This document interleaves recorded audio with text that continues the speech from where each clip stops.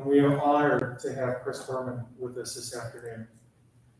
In October 1979, 1 month after its inception, ESPN hired a little-known 24-year-old sports anchor by the name of Chris Berman. For more than 4 decades, he has become one of America's most respected, popular, and in many ways the most beloved sportscaster of his era. He is a legend in the industry. He has also been recognized by the Pro Football Hall of Fame, his peers, and countless other organizations for his exceptional contributions to sports broadcasting. With his trademark combination of genuine enthusiasm, knowledge, and wit, as well as rock music, he has come to embody ESPN and its dedication to entertaining and informing sports fans across the country. He is best known for his signature delivery of highlights in every sport, but most notably on NFL Sundays. He has been selected National Sportscaster of the Year 6 times by the members of the National Sportscasters and Sports Writers Association. And in 1989, he became the first cable sportscaster to win National Sportscaster of the Year.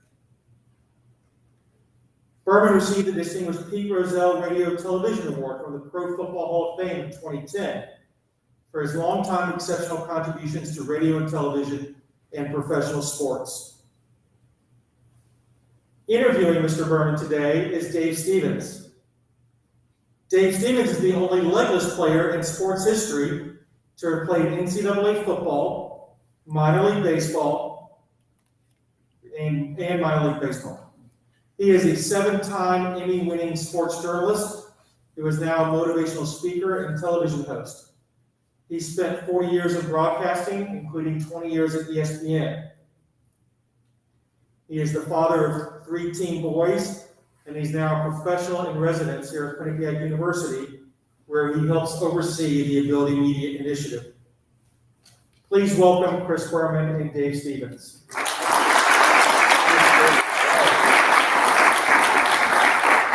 With that introduction, I thought God was here himself. No, first of all, I didn't know I was that old. Second of all, what happened? We couldn't sell these seats? I guess, take a look at that, yeah. The cheap They seats. still love Feel like $2. Bob Euchre, take a look at that, yeah. But thank you guys for being here. I know it's kind of a nasty day, and we're just gonna hear a little bit about this man's career. I mean, he didn't really need that long of an introduction, but Boomer is right here today as an icon, and as a friend of mine, to call in a favor like that, I haven't asked him to do anything like that. And he's like, sure, Cat, I'll come do it. We'll film a commercial and we'll hang out for a little bit and talk. So we're just going to rap a little bit about, what he's done in his life and the things that he's been a part of. And Chris, first off, for a lot of these students, maybe they don't realize you came from this state. You're here from a hometown, and you're one of those kids that worked hard to bang on the doors and get where you wanted to get. Hi, Dave, Cat. I grew up right on the New York, Connecticut line, right near Westchester Airport. So it's all 60 miles from here. So to fast forward, New England, Brown, first job was Westerly, Rhode Island, in a little radio station. Some of the guys who interviewed me and heard this a little earlier today. Second job was a year later, Waterbury, Connecticut radio, a little bigger than Westerly. Not as good of a beach, but then at 24, Channel 30, NBC Hartford, needed a weekend sportscaster, just Saturdays and Sundays, $23 a show, okay? $23, that's Hartford, okay? What an opportunity, they hired me. ESPN was just starting. It was the fall of 1979. I know that's ancient history. This is back with Julius Caesar, right? And they took a shot at me, although I was on TV for 3 months. They put me on the overnight show, which was 2:30 in the morning, although 11:30, say, in San Francisco. We got to do a half an hour on sports every night, which was unheard of at the time. We're driving home and crap like this at 4 in the morning on February 3rd, but it was okay. We're doing what we wanted to do, not we, I mean all of us at ESPN. And About 70 of us that started there. And to show you, you think ESPN has had, a lot of brain power over the year. I'm still there in my 43rd year. They're not that smart. They haven't got rid of me yet. So I'm 66. I never thought that the job would last that long, but ESPN is it's like if you sneeze, you have a Kleenex, right? If you want a soda, you really want a Coke, right? You dating ourselves, make a copy of that. I'll Xerox it, right? Or fax it. You know what I'm saying? I'll have a coffee. I'll have a Starbucks. There's other I'll have Starbucks. Yes, I'm going to watch sports on TV. It's ESPN, right? I need to know what's going on. I'm going to turn. And there's so many, there's tens of thousands that help build it. And it's pretty proud. I mean, it's unusual that you're able to work in one place pretty much your whole life, professional life. And it's right up the road from, mom and dad were an hour away, as it turned out. It didn't have to be here. I mean, I would have gone for it if it was somewhere else, but it's great. And I live 20 minutes from campus here. I know where Wentworth's ice cream is, and I hope it's open. I'm going to hit one on the way back. It's not really an ice cream day, but I'm going to hit one on the way back. So I've had no lunch, so that's great. That's how you lose weight, have an ice cream cone. But in college you can. You guys don't ever gain weight, so it's okay. You'll see.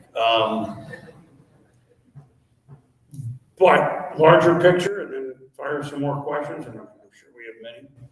Well, there's so many. I mean, I could just throw Here's the thing. 18,000 things. I know you guys kind of, and ladies, I'd say guys as a colloquial, want to get into our business, otherwise you wouldn't be in this part of the school.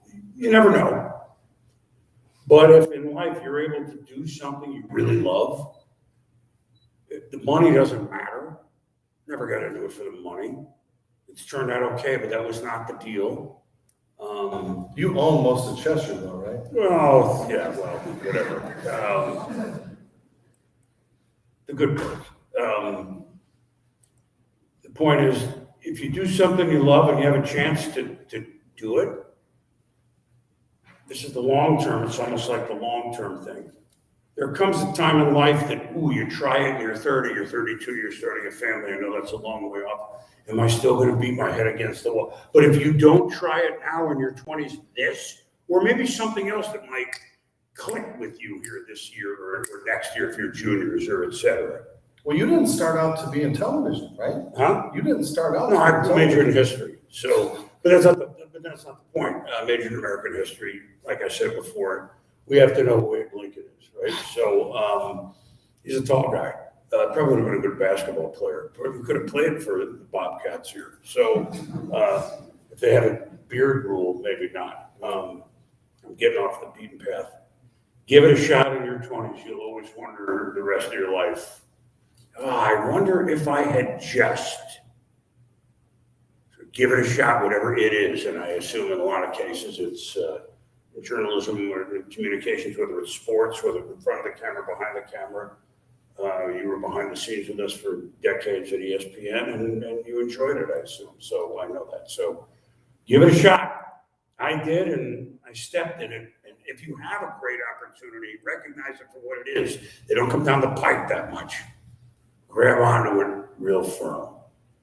See where it goes. Little things that you don't know about this guy. Have any of you ever met somebody who has a star on the Hollywood Walk of Fame? No, I mean, I'm not sure. this guy's got It's it. in front of an Irish bar. But it's Well, okay. there's a lot of liquids that end up on your star that they have to clean up, and I don't think it's. Well, the dogs have a place to go there. So. But you're this guy from here that worked so hard to get where you wanted to get, and now they call you Hall of Famer. They call you all these accolades, and I know you don't like that because you've just not trying to tell a story. But of all these things, are there?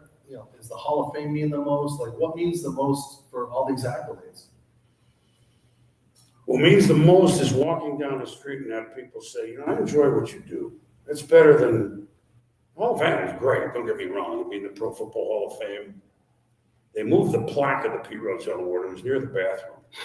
But they moved it. It's nice, and I'm having fun with it. But actually, it's true. To be able to, walk in here and have you folks go, you know what, I like the fastest 3 minutes. Like I connect with you even though we're in a box. You know, TV's still a box.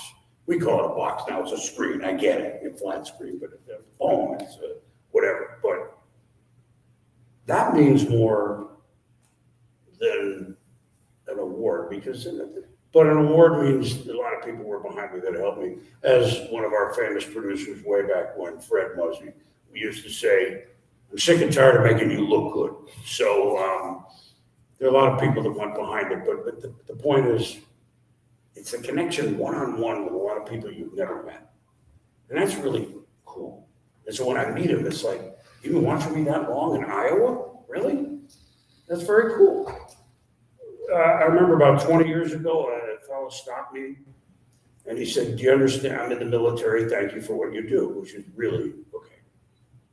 I said, yeah, I still am. Where are you based? Antarctica. So we were bringing him joy in Antarctica just because we were doing football highlights. And there you go. Did he have customized mucklucks or No, he had mucklucks. Well, I met him in Hawaii, so he didn't have them then. I would have worried about him then.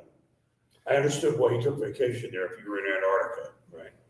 And early in your career, I mean, if you've ever seen the catch by Dwight Clark, Joe Montana, you're in the end zone getting ready, you're thinking you're going to end the game one way and suddenly this changes.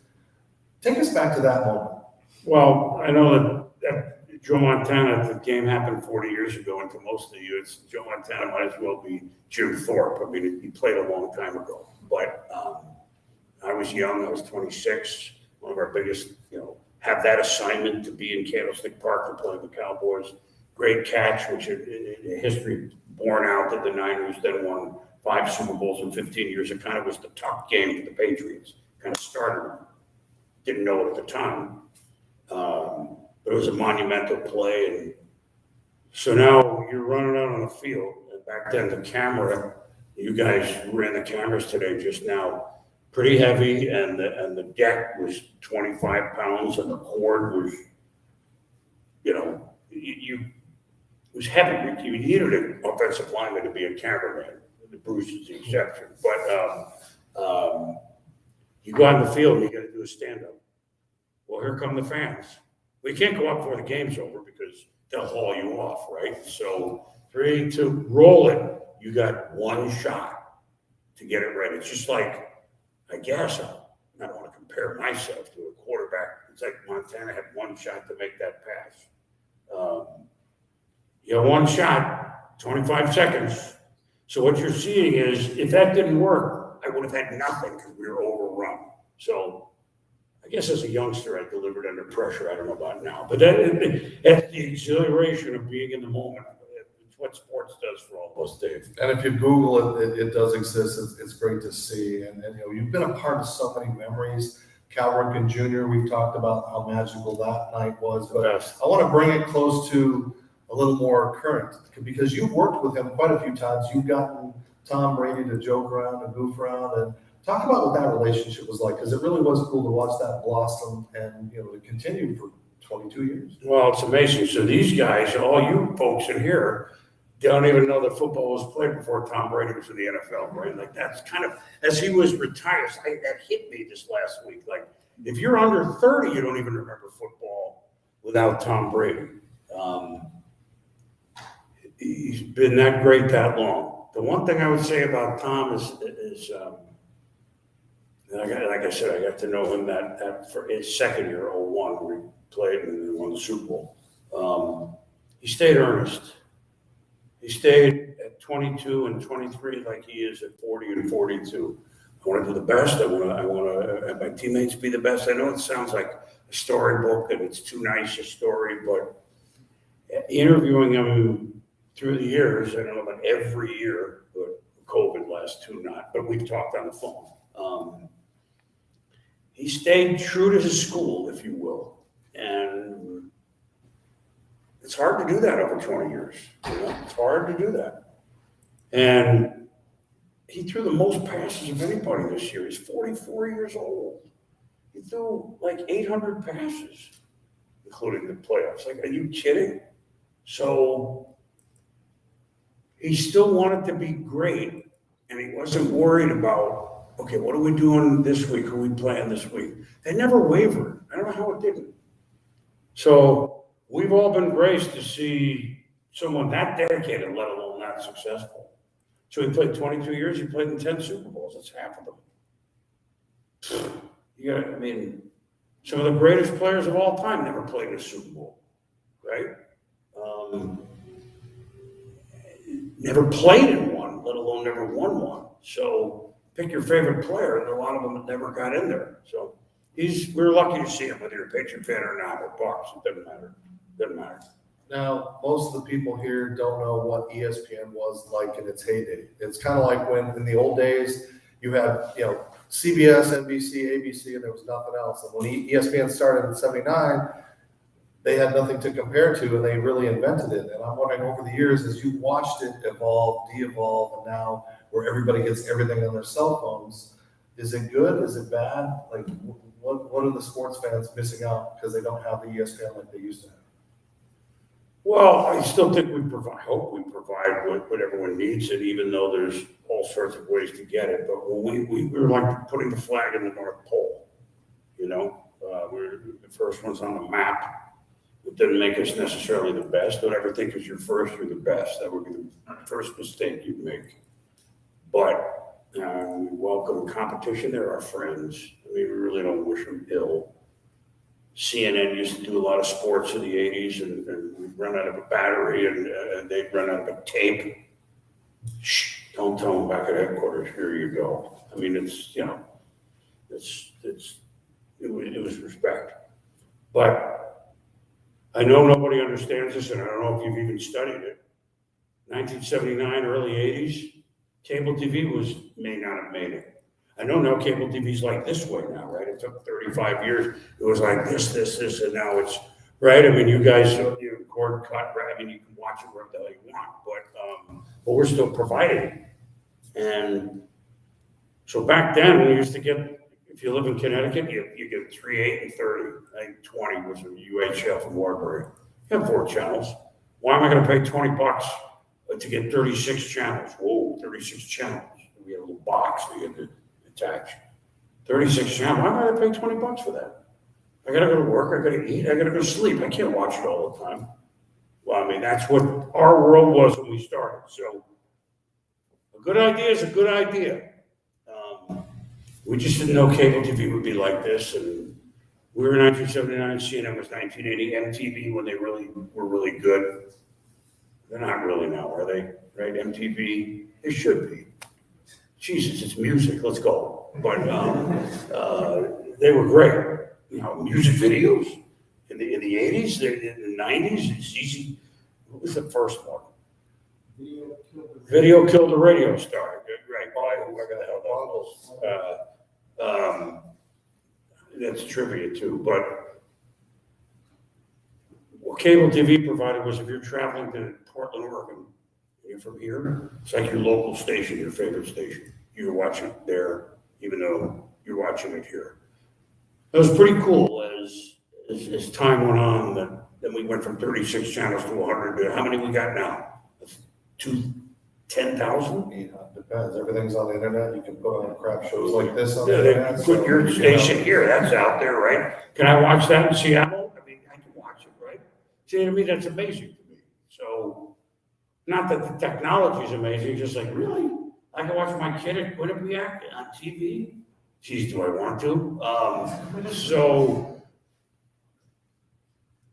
But if you're still the best at it, or aspiring to be, we're still providing a service, I think, right? You guys watch, a lot of you watch ESPN every now and then, right? I hope so. Shit, otherwise I'm out of a job, so. So, Boomer, as we kind of wind down this section of it, I've been blessed to have you in my life for 27 years. And, I was one of the first disabled people ever to be hired at ESPN. I wore artificial legs in those days, and where people were apprehensive, they didn't know how to treat somebody, but this man right here took me under his wing. He gave me a nickname, which was the epitome of anybody's career at that point. And we've been friends ever since. And I just was wondering, we always kind of touch on this, like the difference now in the world and what it was like to you treated me normally, and you said I didn't look at you any other way, and we talked about things behind the scenes, but, still, to take me under my wing like you did and create this, we don't have to hug or kiss or anything, but, it meant a lot to me, and I always wanted that perspective of the outside world, kind of being that legless Jackie Robinson at ESPN, without belittling it, but again, you helped me to develop my career. You relied on me to help get you information and do things that help, raise you up. So I just was wondering, without getting all wishy and everything, like what was that like to work with somebody with a disability when you haven't really been around? Well, first of all, I fooled you too. You think I'm a good guy. Second of all, could you do your job? Were you good at it? Were you enthusiastic about it? Did you deliver and then some? That's shouldn't that have hindered you from doing that? Were you a good guy to hang around out of the building? Did my Yeah, but isn't that what we all like? You happen to be this. The world. That's part of what the world is today. Like, boy, we better accept every kind. Are you a good person? Okay, now we can advance the ball. But did my humor shock you? Because I like to make fun of not having legs. Sure, alligator making fun of your own. I'm glad you were making those jokes and not somebody else. I would have slugged them. But but it was a way of you letting us I'm okay with it. I don't know what it's like to live we're very fortunate. It makes you go out of here and realize we're pretty fortunate in things, and I'm sure this is obvious, but we all should realize how fortunate we are. You guys are in a really good school. This thing compared to even 20 years ago, let alone 40, is unbelievable. Going to be at college, right? Like the Braves. It was good, but it isn't this.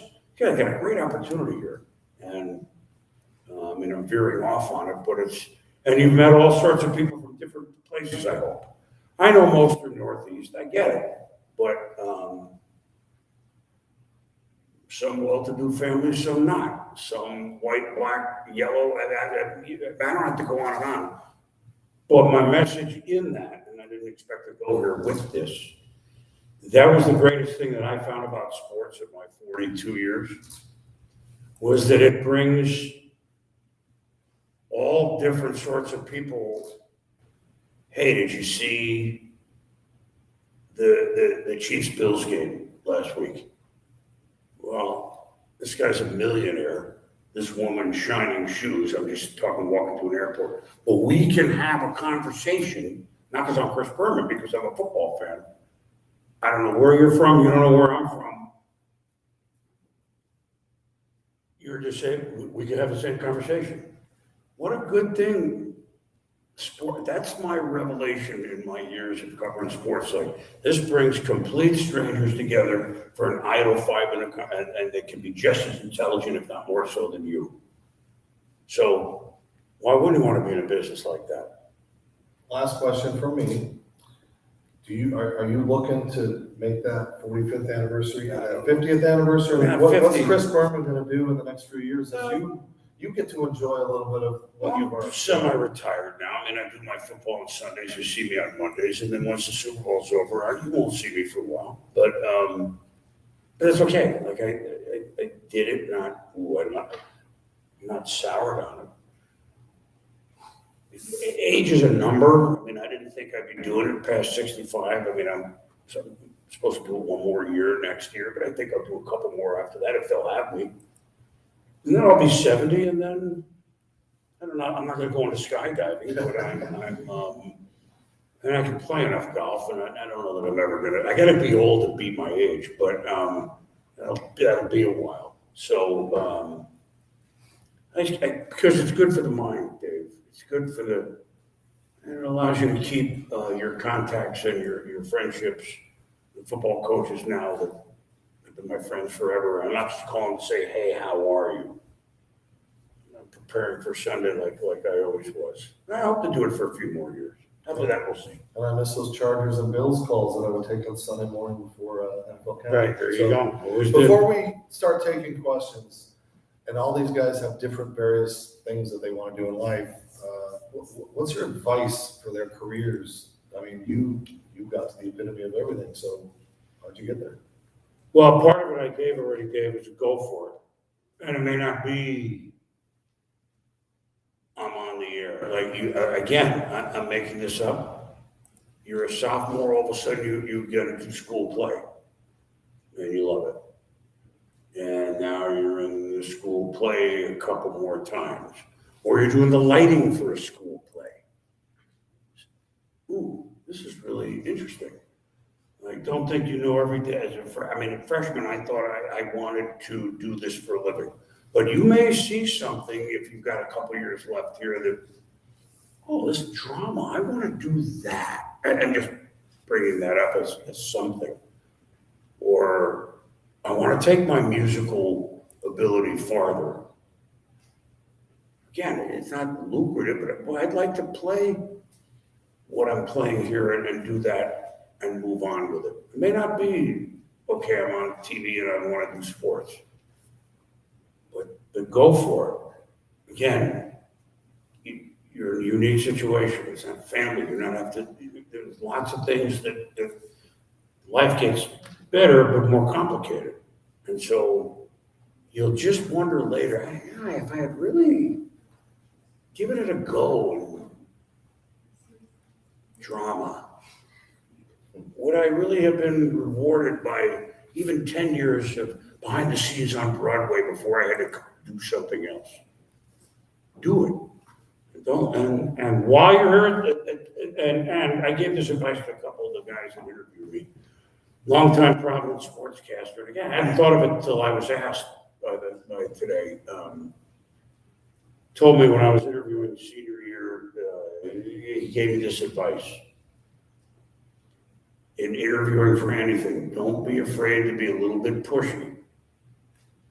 Don't be a pain in the ass. Only you can draw that line. You know, for different people, it's a different, but I think you know them. Pushy, now I know who you are. You're interested in working with me or getting into this business or something. If you're a pain in the ass, I want no part of it. Figure it out. It's great advice, and I never forgot it. I hope I wasn't too much of it. I guess I wasn't a pain in the ass to ESPN, thank God. So, Well, thanks again for joining us. We're going to take a few questions. If you guys have it ready, just say your name, stand up. If you want to ask a question, just come to the mic. They need to be turned on, so you go over there and turn on the mic. I know you have a question. There we go. yeah, there we go. Open mic. I love it. The Rangers. You did the finger thing, so that means you're being serious. Shout your name, what you're Name, trying rank, to do, and serial your number. question. My name and like how old I am, too. Good. Just name and major. Sounds good. My name is Matthew Huggo. I'm a film, television, and media arts major. I can't hear. Media arts major, bark out your question. What drives you? What? Drives you? It's fun. Okay. I'm genuinely interested in why somebody or why a team won and why a team lost even after all these years. And I'm going to share it with you, the viewer, it sounds trite, but I'm actually interested, like, what the hell happened to the Chiefs? Like, what? They became the Jets, for a half. Like, what are they doing? How did they come? I don't know. What did Cincinnati do? What did the Chiefs not do? Just to give an example. I'm still intrigued by this. It doesn't have to be a football playoff game either. It can be, not saying tiddlywinks, but I mean, early in my career, I did some interesting sports. I was interested to see who won, who lost, and why. I'm still interested in it. I don't know why. Maybe I never grew up. It's okay. All right, let's go to this side. Just kind of a lighthearted one, but where did you find all your clips and all the things you say on highlight reels? Like, that just come to you randomly, or that take testing and trial and error? Well, that's a good question. Most of them just come. I mean, it's not like, all right, if I see a name way back when nickname, here's a box score in the 80s, 90s. I see the last name, I look at it for 15 seconds and a nickname comes or it doesn't. I don't. But if you do it to have a shtick, not going to work. That's just, I'm excited. I'm excited about it. And, you know, some of them are, you know, are the sound effects, but it's, you know, the whoop, that's Barry Sanders. If you ever watch film of him, watch him swivel on his ankles. That's where whoop started. The Raiders is from an ode to Al Davis. He and I got along pretty well, but he was the Raiders. And so that's really him. So some of them are born in a little ode to them. Some are just descriptive, or like if a bad team, like, okay, the Cincinnati Bengals are in the Super Bowl. Bengals? You know, like, but you get what I mean, right? Anything that cuts the barrier to bring more people in is a good thing. But if you plan to do a bunch of that to be famous, not going to work. It happened organically, most of it. That's a good question. Did you ever get players mad at you that they didn't like Not their often. nicknames or they wanted Oh, their that they nickname didn't? changed? Yeah, back then, Kevin Bass was a baseball player and was annoyed that I called him largemouth Bass. He said, it makes me sound like a complainer. He's a good guy.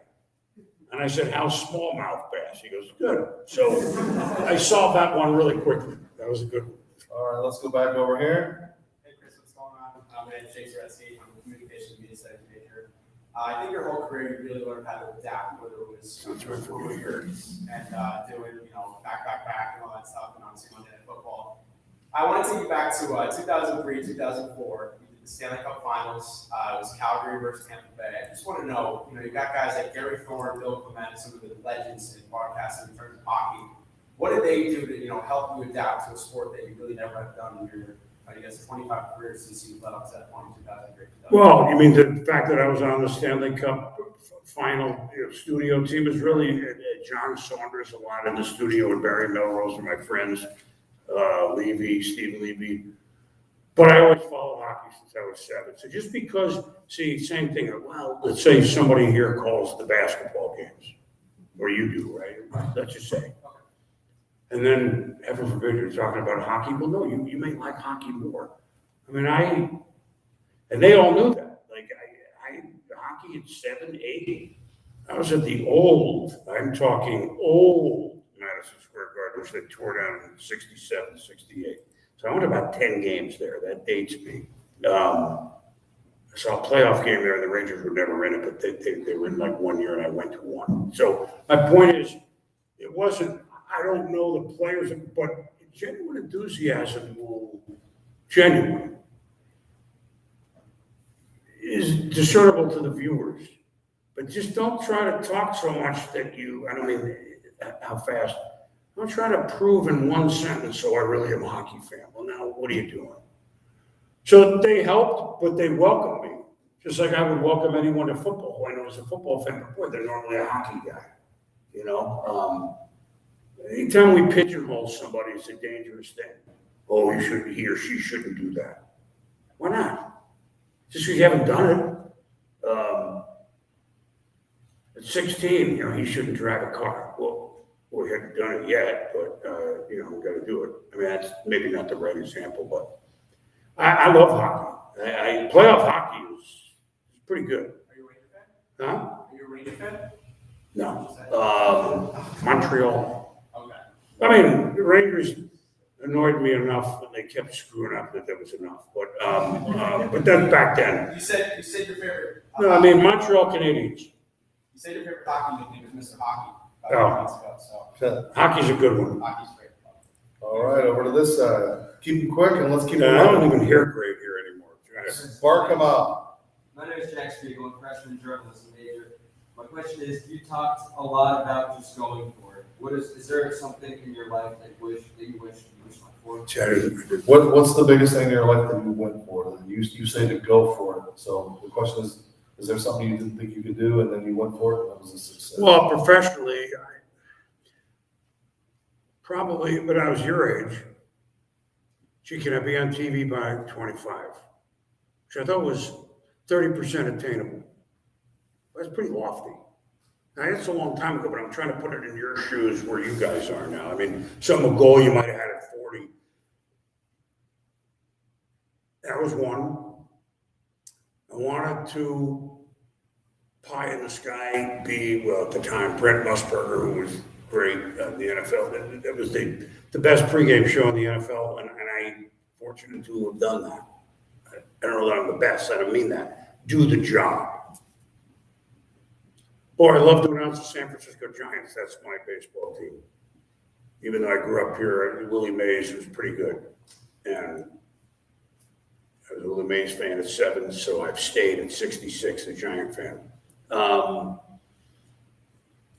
And I got to do some West Coast baseball like later on in my career. So you just never know. I mean, there are many goals that I had that I didn't attain, but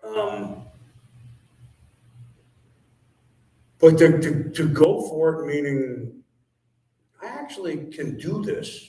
Well, you're not going to do it tomorrow. You're not going to do it, but you're working your way up to, if the opportunity comes a little later in your career, if you're doing what I'm doing, or if you're in a play, or if you're playing in music, you're really ready.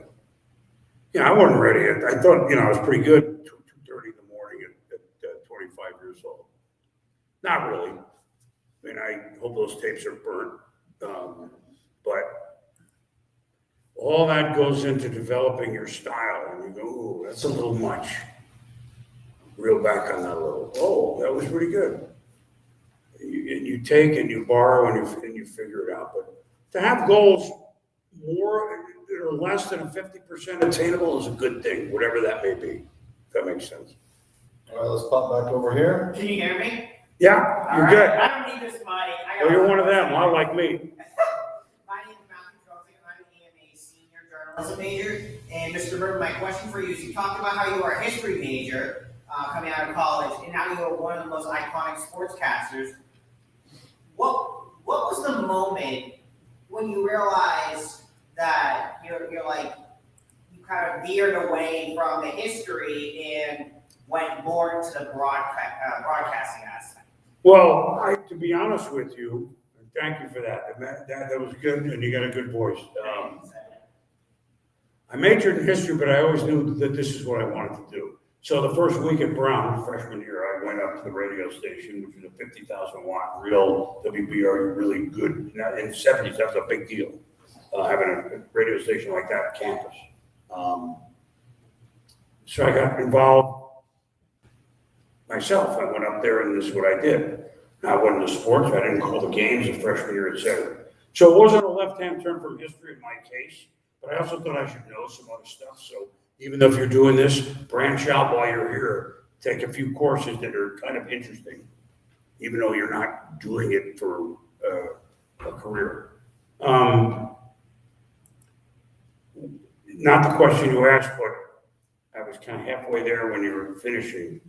What's interesting to me now, I studied eras in history. Well, cable TV era, we were like the Revolutionary War guys, and women. I've seen the whole thing. I don't know everything, but I'm now an expert on an era. It's 42 years, but I mean, we studied Roman Empire or whatever, or let alone the U.S. history in 200 plus years, but I still look at it, hey, I'm a history major, and I kind of enjoy, my goodness, I actually can talk about the cable era, even if it's going, not south, but, not as much. That'll be a while till it's not still really vital anyway. And I hope to be around then to still, my God, you're interviewing someone that participated in the Battle of Lexington and Concord. So I think that's actually pretty cool. So I'm still doing both. Good question. All right, back to this side. Hi, Chris. My name's What do we got? Good. That's in Jersey, right? Yeah. Vegas Golden Knights. Yeah, I know. Are you from there? No, I'm from. Yeah, they're cool, right? Yeah, really sick jersey. They're good. They're a good team. I could care less about the team. I just like the jersey. It's a cool jersey. All right, that's good. My question is, Obviously, your big sport is football and broadcast, but you mentioned also broadcasting baseball. There's broadcasters like Vince Scully, Joe Buck that have made the transition, or that can broadcast both football and baseball. Mhm. So I want to ask you for your advice for broadcasting baseball and making the listener experience enjoyable. The question was when you broadcast, I didn't hear all of it. I think I know where you're going. How do you do both sports? How do you learn to be Well- crossover? Well, first of all, I mean, if you were announcing games, I did not, that's a lot. I did about 400 baseball games. Doesn't make me good at it, but I used to do 25 or 30 a year for about 10, 15 years. It's a different pace. Like, so what Joe does, Joe's outstanding. Baseball is more, it's every day, it's conversational, but you learn it by doing it. Like, let's say you're doing Quinnipiac baseball games. I did Brown baseball. Nobody was listening, but I did it. I did like 8 a year. You know, I shouldn't say it. We might have had a 6-pack while we were doing the game, but we were doing the game. But 18 legal, okay? 18 was legal then, all right? So it's all cool. I'm kidding. I'm talking to college kids. Why not? So, but it wasn't the 6 people that were listening. Even from them, oh, this is different than a football. All of a sudden, there's not a lot, there's a huddle, and then everything happens in 10 seconds, right? Right. Of course, baseball, then there's 2 minutes between action, and now there's a ground ball to short that goes to the guy's legs, and 3 people score, and the throw goes onto the backstop, and now all of a sudden you got to call it like a football game and then calm down. So it all's experience. Doesn't make you great at all of them, but each one is different. Hockey's the hardest, by the way. I did a couple in college. I was the basketball announcer, but I traded one weekend with the hockey guy. We did it every year. He did 2 basketball, I did 2 hockey. They change on the fly, and it's, oh my God, now who's on the ice, you know? Hockey's the hardest. Basketball's the easiest. It's a finite amount of time. Nobody's wearing a jersey. They're wearing a jersey. You see their face.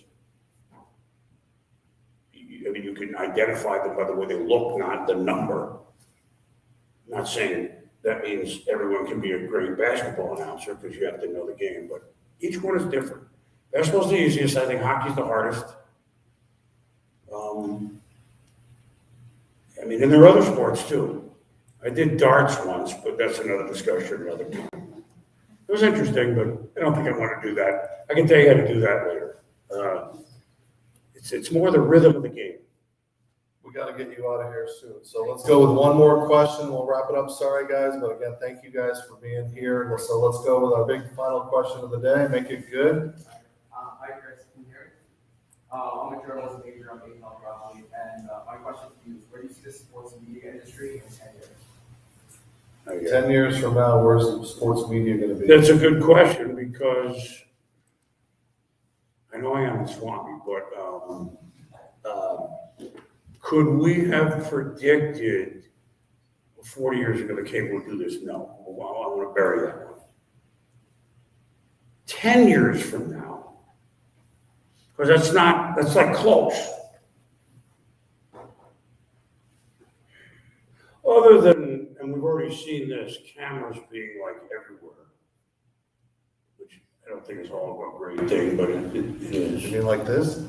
No, yeah, like that. Cameras, you know. So ESPN through the years, I'm not evading the question because I'm not. Because I always remembered our 20th anniversary, but what do you think will be 20 years from now? We already know that cable 10 years from now won't be, but there'll still be a need for it because you're still producing it, and how you get it doesn't have to be cable TV, but you'll still have an ESPN and CNN and 8 million channels. It's a good stumper because if we knew that answer, we'd invest in it right now, right? One thing our company did, and I'm not trying to like carry the flag, we got ahead of things by like 5 to 8 years, a lot, some which didn't happen. HD, I mean, you guys, HD TV, like, that's great, right? For watching sports and a lot of things. Was it 10 years old? 10, 12, is it 10? Yeah. Not much more. in every TV. But we were like 5 years ahead to be ready for this. We were ready for the fourth attempt at 3D TV. Well, they had those glasses in the 50s, that didn't work. They tried it again in the 70s, that didn't work. We were ready in case. We had like a whole setup, cameras, and then, well, that didn't work. I mean, 20 years from now, we're gonna try it again. So don't invest in that necessarily, though it's interesting. I don't know. You guys have a better imagination for it than I do. What do you think will be pretty cool if in 10 years TV or, well, not so much radio, but I mean, everything's internet now. Give me one. What do you hope to see? That's a better question. Maybe based off like Facebook's recent like switch, maybe something with like VR, the metaverse, something where you're kind of at the stadium, but you're not really at the stadium. The fan experience is going to change a ton. Hopefully most for the better. It won't all be for the better. There's still some about though, like you're going to be watching it and fan. Don't you want that hot dog? I mean, come on, right? You gotta have I mean, of course, they'll cost $50 by then, right? But don't you want the hot dog? Like that's because of the proliferation of all the games. See, even like the NFL. One thing I'm worried about, which is not the question you asked. So the NFL season in 2 years is going to be another week. Then they have it set up as it is. Super Bowl is going to be Washington's birthday, or that weekend. Point is, there'll be 3 regular season games in January, and you're a fan of a team that's cold weather that stinks, and you've had that fun snow game in the middle of December. Hey, we went with Dad, and we had friends, and we were there. It was freezing, but it was great. I'd do it 2 more times, and your team is 4-13. But the game's on TV, so we don't care that nobody's in the stands. I'm worried about that. But that's not the question you asked. I'm worried about a lot of things, but I'm not an old man barking at the moon, so don't worry about it. You guys, listen, you have a wonderful experience here at the school. I'm so impressed with where it's come, even from the first time I came on campus. And Dave and Bruce are the ones that kind of got me here. On short term, we ended up doing something today in the morning, and hey, can you hang with the students? Absolutely. And What a favor. Now I gotta put you on the spot real quick. Swami pick for the game? I'm going with Buffalo. They must be pissed. So Yeah. they did all. I know they are. I'm very close with them. They did all that. Look, 40 years from now, you'll still be saying that was the greatest playoff game of all time. I mean, it's up there. I don't have many. There's one 40 years ago that I'm not going to bore you with. You can look it up, San Diego at Miami. But that's 40 years ago. And by the way, then San Diego won that game, but lost the next week to Cincinnati. So Kansas City won that game against Buffalo, but lost the next week to Cincinnati. Now the Bengals haven't done much in between those 40 years. So I haven't wrapped my arms around the Super Bowl yet. I'm not dodging it. But with the way the playoffs have gone, other than the opening round, which stunk, it's going to be a 3-point game. So the Rams are favored by 4.5. So I'm leaning to the Bengals. Nice story. But I'm happy for Matthew Stafford. He kept his mouth shut and playing for Detroit. And that's playing for forget it. So he's in the Super Bowl, a long-time Lions, and the Bengals are in the Super Bowl. And somebody once said that's why they play the games. So thanks for having me here at campus. Guys, you don't realize it's been a long day. He did this for me. I know we've gone long, but wow, you guys are Take it out of this. this. Your parents are going to be mad that they didn't get to be a part of this. They're going to try to pick your brain and, just appreciate Chris Berman being here today. So give him one more round of applause. Chris and Dave, thank you very much. Really appreciate it. Fun to be on campus. It's a long commute, 20 minutes. Great.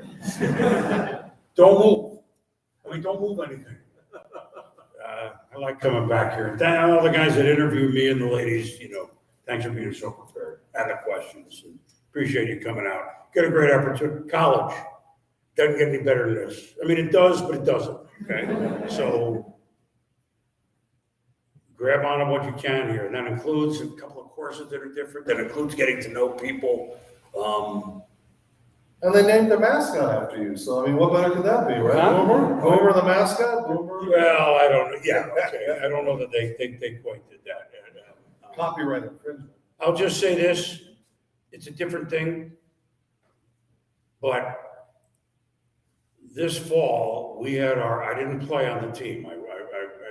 You know, truth and be truthful, I didn't play football at Brown. I announced it in a room with 3 other players, and I may as well have been on the team, but I didn't play. So this fall, we had our 45th anniversary of the first Ivy League championship football team in the history of Brown, 1976.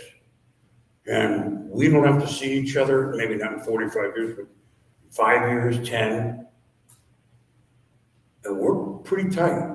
I mean, some have passed on, some haven't done.